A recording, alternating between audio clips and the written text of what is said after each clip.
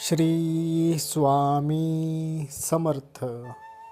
बाळा, आलास तू? अरे, आम्हाला माहीतच होतं रे, तो आमच्यापर्यंत येणारच. लक्षात ठेव, तू फक्त जेव्हा तू संकटात असतोस तेव्हाच आमच्यापाशी येतोस. इतर वेळी जेव्हा तू सुखी आनंदी असतोस तेव्हा तुला आमची आठवण येत नाही. खरं आहे की नाही? पण तू काळजी करू नकोस, आम्ही तुझ्यावरती रागवलेलं नाही आहे, आम्ही तुझ्यावरती चिडलेलं नाही आहे. आम्ही सदैव तुझ्या पाठीशी आहोतच. तू कशाचीही फिकर करू नकोस. आता तू आलाच आहेस तर हा संदेश तू शेवटपर्यंत नक्कीच बघ.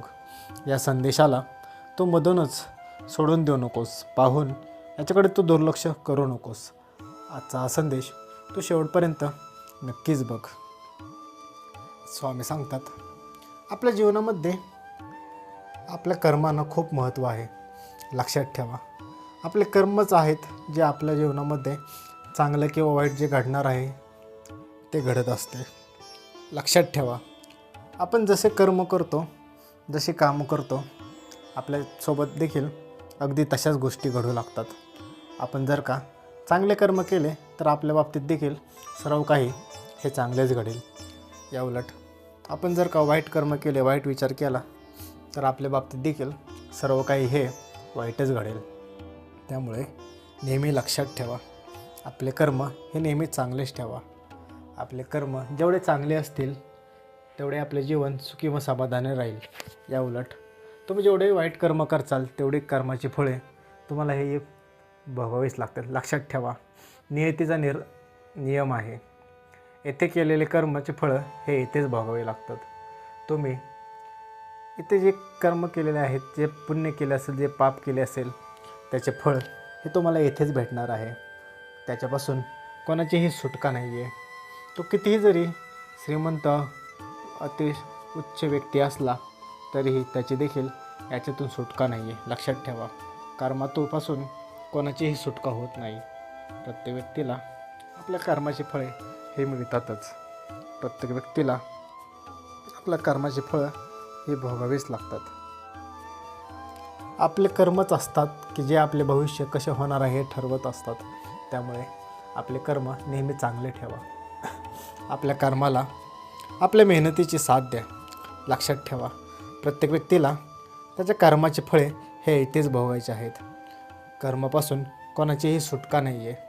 तुम्ही जर का असा विचार करत असताल की मी एखाद्याचे वाईट करून माझे स्वतःचे चांगले होईल आणि त्याच्यातून काही होणार नाही, तर हे साप चुकीचे आहे.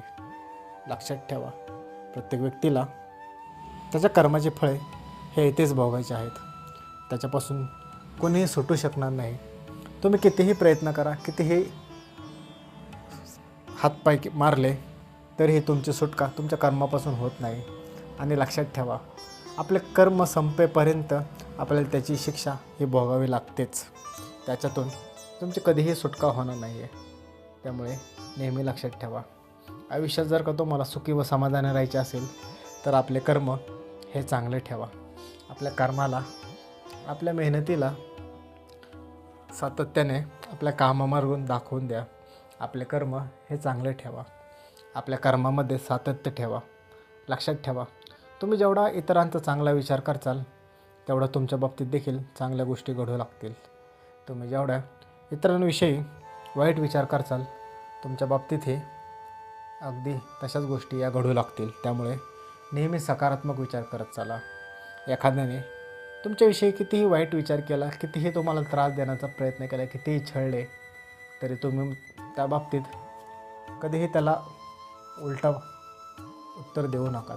तुम्ही कधीही त्याचा वाईट विचार करू नका. लक्षात ठेवा, त्याच्या कर्माची फळ त्याला भेटणारच आहेत, परंतु तुम्ही मात्र उगाच त्याच्यात पापामध्ये जाऊ नकात.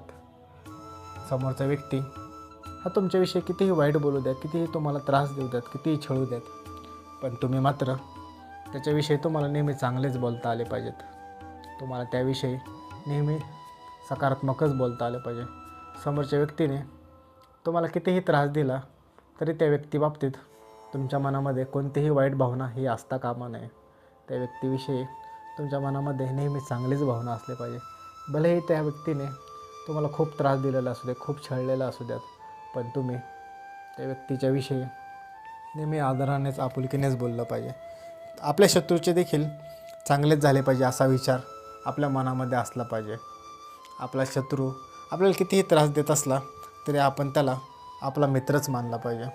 आपण त्याचे नेहमी चांगलाचाच विचार केला पाहिजे, ना की त्याचा वाईट विचार केला पाहिजे. लक्षात ठेवा, आपण इतरांविषयी जसा विचार करतो, जसे बोलतो, इतरांशी जसे वागतो, आपल्या बाबतीतही अगदी सर्व गोष्टी या तशाच घडत असतात. तुम्ही एखाद्याविषयी चांगलं बोललात तर तुमच्या बाबतीतही चांगलंच घडेल. तुम्ही एखाद्याकडे वाईट बोललात तर तुमच्या बाबतीतही अगदी वाईटच घडेल. त्यामुळे नेहमी लक्षात ठेवा, समोरच्या व्यक्तीने आपल्याला कितीही त्रास देऊ द्यात, कितीही छळू द्यात, पण आपल्याला त्याच्याविषयी नेहमी चांगलेच बोलता आलं पाहिजे. भलेही तो व्यक्ती तुम्हाला कितीही छळू द्यात, कितीही त्रास देऊ द्यात, पण तुम्ही मात्र त्याच्याविषयी नेहमी चांगलाच विचार करा. लक्षात ठेवा, आपल्या जीवनामध्ये लोक येत असतात, जात असतात. हे नियतीचा नियम असतो. जीवन हे कोणासाठी थांबत नाही. त्यामुळे लोकांच्या जाण्याने आपल्याला आपल्या जीवनावरती फार परिणाम करता कामा नये. लक्षात ठेवा, लोक हे आपल्या जीवनामध्ये व्यक्ती हे ये जा करतच असतात. जीवनाचा हा नियमच आहे. कोणा वाचूनही कोणाचे जीवन अडत नसते. त्यामुळे इतर व्यक्तींच्या जाण्याने आपल्या स्वतःवरती कोणताही त्रास करून घेऊ नका, स्वतःवरती कोणताही मनस्ताप करून घेऊ नका. लक्षात ठेवा, नियतीचा नियम आहेच. आज सोबत असणारी व्यक्ती उद्यासुद्धा आपल्यासोबतच असेल असे नाही आहे. उद्या तो व्यक्ती निघून जाईल, पण परवा दिवशी दुसरा व्यक्ती येऊ शकतो. त्यामुळे जास्त लोकांचा फार जास्त विचार करत बसू नका. आपले काम, आपले कर्म हे करत चाला. लक्षात ठेवा, तुम्ही जेवढे तुमच्या कर्मांना बांधील राहाल तेवढे तुमचे जीवन सुखी व समाधानी राहील. इतरांचा विचार करत बसलात तर तुमचे सुखी जीवनसुद्धा तुम्ही दुःखी करून टाकसाल. त्यामुळे नेहमी लक्षात ठेवा, इतर लोकांचा जास्त विचार करत बसू नका. आपण आहे त्या गोष्टीमध्ये समाधानी राहायला शिका. नाही त्या गोष्टीच्या मागे लागून आहे त्या गोष्टीचे आनंद तुम्ही सोडू नकात. लोकांचा स्वभाव झाला आहे, आपण नको त्या गोष्टीच्या मागे धावून आपलं आहे त्या गोष्टीतील सुख समाधान हरवून बसलेलं आहे. याच्यातून तुम्ही कधीही समाधानी राहणार नाही, सुखी राहणार नाही. तुम्हाला भेटेल ते फक्त मनस्ताप आणि पस्तावा. लक्षात ठेवा, माणसांच्या महत्त्वाकांक्षा वाढलेल्या आहेत. या मोठ्या महत्त्वाकांक्षेमुळे माणूस स्वतः जगणं विसरला आहे. नको त्या गोष्टीच्या मागे तो धावू लागलेला आहे. नको त्या गोष्टीच्या मागे धावून तो आहे त्या गोष्टीमधील सुख समाधान हरवून बसलेला आहे. त्यामुळे जर तुम्हाला देखील आयुष्यामध्ये सुखी व समाधानाने राहायचे असेल तर नको त्या गोष्टीच्या मागे धावण्यापेक्षा आहे त्या गोष्टीमध्ये समाधान सुख शोधायचा प्रयत्न करा. आयुष्यात नक्कीच तुम्ही सुखी व समाधानाने राहाल. श्री स्वामी समर्थ.